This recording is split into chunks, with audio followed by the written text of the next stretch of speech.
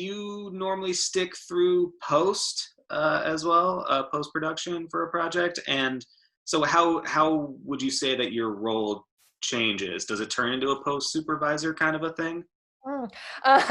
Um, so that is something where, if I get to stay through post, and there's been a few projects where I am still attached as a producer, but I've had to hand it off to another producer. And that's where co-producers do come in handy, because like my schedule's been nuts, but theirs haven't. So they've taken on a role. But the few projects I've been a part of and have gone through post, I try my best. I don't know. There are certain things I still am learning about as far as like sound or as far as post goes, that my knowledge is just not as strong Yeah, as it technically could. wise.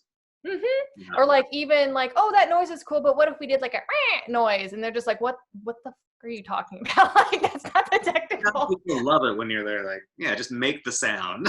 Like, Or if I can't think of the word, like what if the little like the thing, and they're like, a helicopter? Yes, that. What if that's in the like? that might be a problem that you have that you need to work out. You can't I, really you do the know, helicopter. I'm trying very, very hard, but I also think it is just a habit I've had since childhood. So I don't know if it's going away. Um, but it's great because I'm basically a sound effects library, and I'm working on a bunch of different noises right now. But there, I do rely typically on the editor, on if we're talking with like post editor, the colorist, whoever, like I will rely heavily on their knowledge and be like, here's what I'm thinking, here's some examples, but you are the expert at this and I trust your judgment and opinion, and I will typically rely more on them. And then of course you've got your director with you too, like making notes and stuff, but I wish I could say I was stronger in those fields. I am not yet. I'm working on it. Yeah, because yeah, it does kind of shift where you're kind of more like to a certain degree, there's less for you to like worry about Right. as because it's just like, well, it's all there, just piece it together. And you kind of are more trusted as, at least in my experience with other or being a producer and stuff like that. Luckily I have some, backgrounds in, post stuff, so I can Not hopefully all of us are that lucky. So it's what pays the bills. More than anything. So I can be like I can hear something that the director doesn't always hear or see something right. like when talking to the colorist. But you do definitely become kind of like one part of this pool of like group of hopefully trusted people to provide feedback more so than anything else. Yeah, and that's one thing where I've got my select few people that if I can work with them, I will work with them, because I know that they know what they're talking about, and I know that I'm also learning from them. As much as they are doing and putting together this project, they are also teaching me a lot. So I can take that knowledge to someone else, like if I can't use them. But yeah, I've got my trusted network of people that if I can give work to and work with, I will. And it's just like a really, really beautiful relationship. But yeah, not all of us have worked in post, Curtis, so we're still learning. Well, there's still time. It's the easiest one to do. I've always said that like some of the best indie filmmaking comes out of like setting limitations on yourself. I think that like people tend to like aim high, and because they're like picturing like studio produced movies, they think Mhm. that like, oh, it can just like recreate that and it'll be like awesome, when the rest of the movie doesn't really quite, like the writing or the acting doesn't quite live up to this production value that we're used to seeing. So in Right. your opinion, do you think it's possible to overproduce a film? Oh God, yeah. I absolutely think so. And I think a lot of that comes from when you have too many cooks in the kitchen, so to speak. Like when you just have, and it can be great. Like the one thing I love about film that sometimes people forget about is that it is a collaborative effort. Like it's great that the director has all these visions of how things should go, but you are hiring department heads because hopefully they're very good at their job and you trust them to bring you ideas.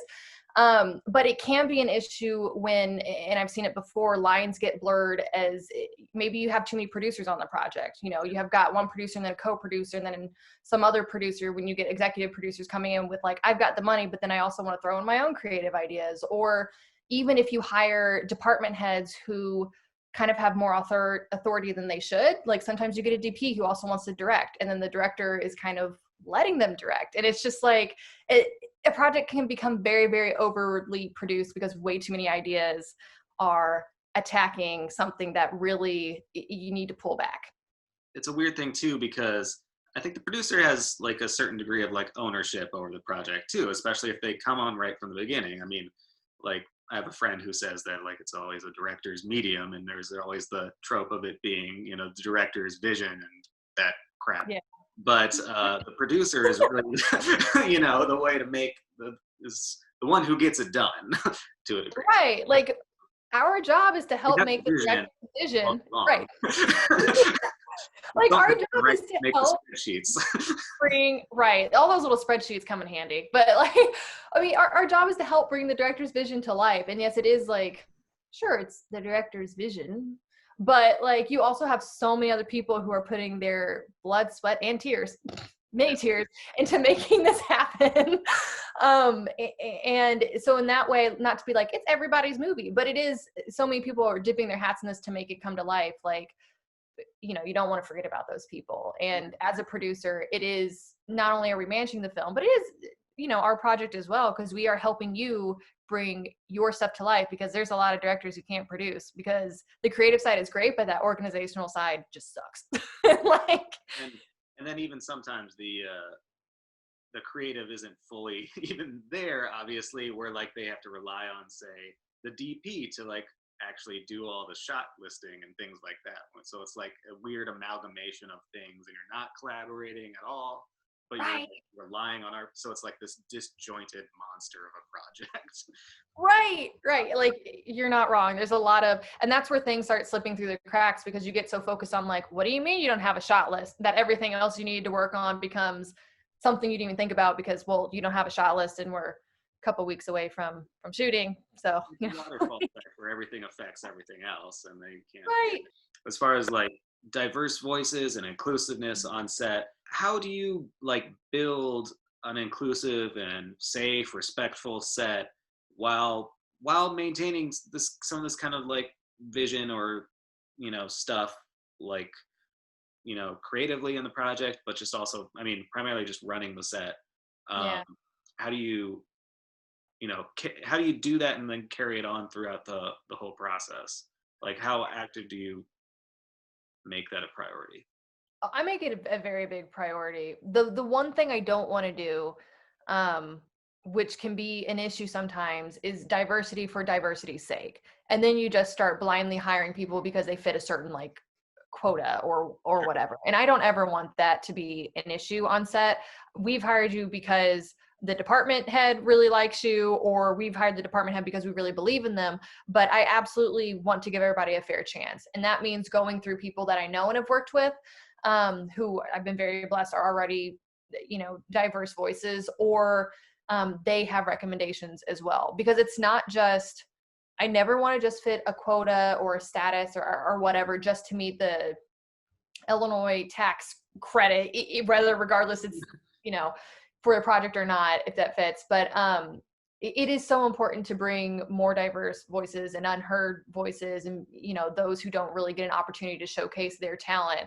I can't, I don't know what more to say other than that. Like it's important. Like we've seen the same stories being told. We've seen the same stories being told the same way. You know, I don't know why there's such a, still at this point, why it's so hard for a lot of productions to get more women, people of color, even people with disabilities on set to bring their opinions forth. Like it is wildly, massively important to me. But again, not just for the sake of having diversity, but because those opinions really help build and shape and bring a collaboration to life. And I think I learned that from even being at the film festival with Heartland. Like to be a screener on a committee, you would have to take like a test or whatever, and like you would watch 3 films and give your opinions about them and but we always made sure that we had incredibly different voices. Like we knew when we could tell someone was more like religiously affiliated with what. We know whether or not they were a person of color. We knew whether they were male or female, how old they were. And those really like, well, that's our audience that we are catering to and showing films to. So we need to keep that in mind. It's the same thing with film that, well, maybe necessarily the people on the crew might not watch the project that they're on. Maybe like it's not their type of film, but they still bring a very, very important voice when it comes to the audience that we are delivering to, you know. Totally. And it was funny when the Academy came up with their like list of like things to qualify. I was like, well, first of all, this is like the absolute bare minimum of a thing that you could do. Was my first reaction. I was like, Right. you have to like actively try to not do that. And I was Right. like, yeah, there's no real like excuse not to is the thing. Right, Especially when exactly. it is what, you know, people are more and more realizing, like hungry for, you know, stories that haven't been told for like, you know.